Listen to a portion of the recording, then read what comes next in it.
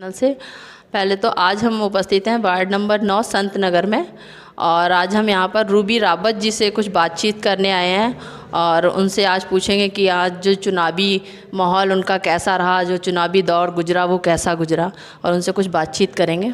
सबसे पहले तो आपको हमारे चैनल की तरफ से बहुत बहुत बधाइयाँ। जी रूबी जी, सबसे पहला क्वेश्चन हमारा ये है कि जो आपने जो चुनावी दौर अभी जो आपका गुजरा है वो कैसा आपके लिए रहा? सबसे पहले आप सभी को मेरा नमस्कार।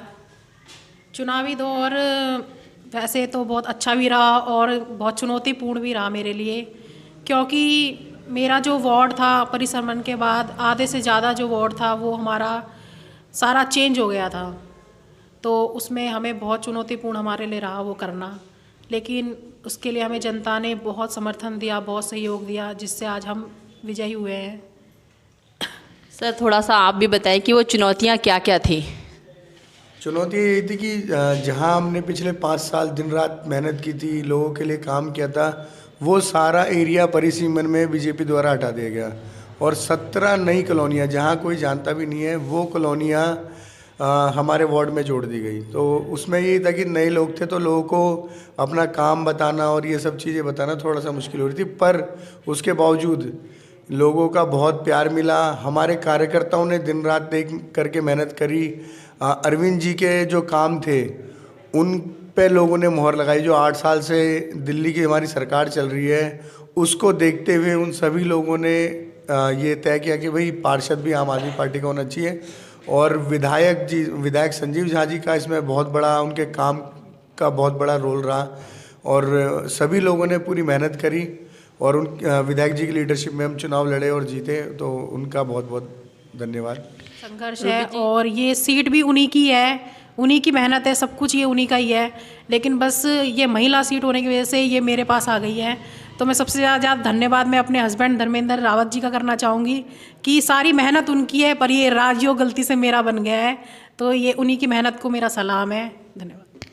आगे भी अब इस मेहनत को आपको कायम रखना है।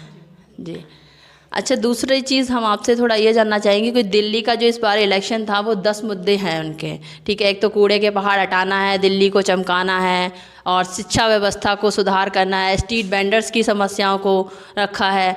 तो इसमें आप किस तरह से अपना रोल निभाएंगे? क्योंकि कुछ जनता को तो अभी तक ये भी नहीं पता कि एमसीडी के अंतर्गत क्या क्या कार्य आते हैं। अभी भी कई जगह हमने ये देखा कि जनता ये बोलती है कि केजरीवाल जी ने नालियाँ साफ़ नहीं कराई, ये नहीं कराया, कूड़े की गाड़ियाँ नहीं आई। तो उन्हें भी पता चलना चाहिए कि एमसीडी के अंतर्गत क्या क्या कार्य आते हैं और क्या कार्य होना चाहिए, ठीक है। देखिए, जब मैं अभी इलेक्शन के दौर जब मैं गलियों में जा रही थी, अपना प्रचार प्रसार कर रही थी, तो सबसे बड़ा जो चुनौती मेरे लिए आई वो यही आई कि लोगों को एमसीडी के जो काम थे वो पता ही नहीं थे। हम लोगों से पूछते थे तो लोग ये कहते थे कि हमने उनसे पूछा कि दिल्ली सरकार में जो जो काम है हमने उनको बताए, तो हमने बोला आपको फ्री पानी मिला है? वो बोल रहे हाँ। फ्री बिजली मिली है? उन्होंने बोला हाँ। उन्होंने बोला फिर भी हम झाड़ू को वोट नहीं देंगे। तो मैंने उनसे पूछा क्यों नहीं दोगे? तो उन्होंने बोले कि विधायक जी हमारी नालियाँ साफ़ नहीं करवाते। तो इस चीज़ में लोगों को जागरूक करना बहुत ज़्यादा ज़रूरी था और मैंने हर घर घर जाकर लोगों को ये चीज़ बताई कि एमसीडी के क्या काम होते हैं, एमसीडी में किसकी सरकार थी। तो इस चीज़ के लिए मैं अब विजयी रही हूँ, इसके लिए मैं जनता का बहुत धन्यवाद करना चाहूँगी। और जो भी हमारी सरकार ने वादे किए हैं, जो 10 गारंटी दी हैं, उसमें सबसे जो हमारा पहला काम है वो साफ़ सफाई को लेकर है। तो मैं अपनी तरफ से पूरी कोशिश करूँगी और अपने वार्ड को नंबर 1 बनाऊँगी।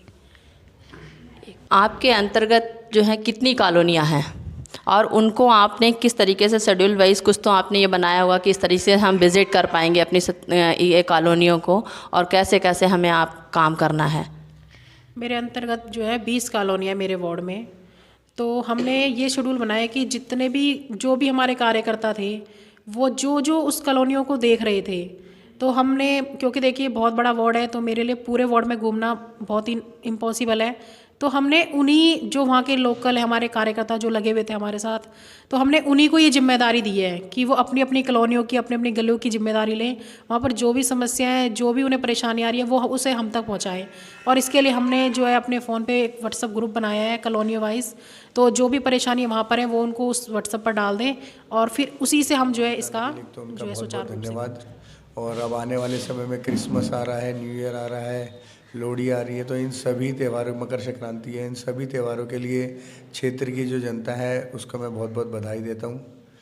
धन्यवाद। रूबी जी, एक और क्वेश्चन, आपका वोटों का मार्जिन क्या रहा? वोटों का मार्जिन था मेरा 3043। और विपक्षी पार्टी का कितने मतलब उनको वोट मिले? उनको 12,400 कुछ वोट आई थिंक पड़े हैं मेरे ख्याल से। मतलब आप 3,043 वोटों से आगे रहे। धन्यवाद, बहुत बहुत धन्यवाद।